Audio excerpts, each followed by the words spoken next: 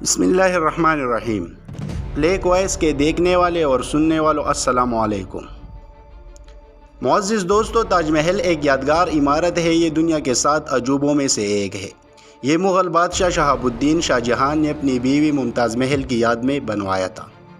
اس جگہ نہ صرف ممتاز محل مدفون ہے بلکہ شاہ جہان نے خود بھی یہی دفن ہونا پسند کیا تھا۔ اس کی تعمیر پر اس زمانے میں کتنی دولت خرچ کی گئی اس کا اندازہ لگانا مشکل ہے، لیکن آپ کو معلوم ہے کہ برطانوی راج میں اس کا وجود خطرے میں پڑ گیا تھا اور اسے گرانے کے منصوبے بننے شروع ہو گئے تھے۔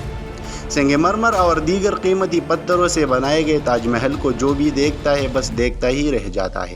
پیارے دوستو، برطانوی راج کے وقت سے ہی تاج محل کو سنگین خطرات کا سامنا رہا۔ 1830 میں برطانویوں اور مقامی لوگوں نے تاج محل کے قیمتی قالین، زیورات، چاندی کے دروازے اور قیمتی اشیاء لوٹ لی۔ پھر تاج محل کو اس وقت خطرہ لاحق ہوا جب گورنر ولیم بینٹنگ نے اسے گرانے کے لیے کمر کس لی۔ اس کا خیال تھا کہ تاج محل کو گرا کر اس کا قیمتی پتھر نیلام کر دیا جائے۔ اسے اپنا یہ ارادہ ترک کرنا پڑا جب اسے یہ اندازہ ہوا کہ مالی لحاظ سے اس منصوبے پر عمل نہیں کیا جا سکتا۔ اس کی سب سے بڑی وجہ یہ تھی کہ قیمتی پتھر فروخت کرنے کے لیے مناسب خریدار نہیں مل سکے۔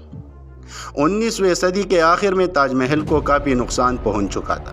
تقریباً یہ وہی وقت تھا جب برطانوی وائسرائے لارڈ کرزن نے تاج محل کی بحالی کا حکم دیا۔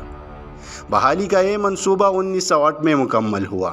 عمارتوں کی مرمت کی گئی، باغات کو سجایا گیا اور نہروں نے بھی دوبارہ کام شروع کر دیا۔ 20ویں صدی میں تاج محل کی حفاظت پر زیادہ توجہ دی گئی۔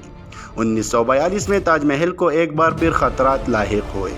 اس بار یہ خطرات جرمنی کی طرف سے ہوائی حملوں کی وجہ سے لاحق ہوئے اور بعد میں جاپانی ایئر فورس کی طرف سے بھی خطرات کا سامنا رہا۔ بہرحال تاج محل کی حفاظت کے لیے تمام تر ضروری اقدامات کیے گئے۔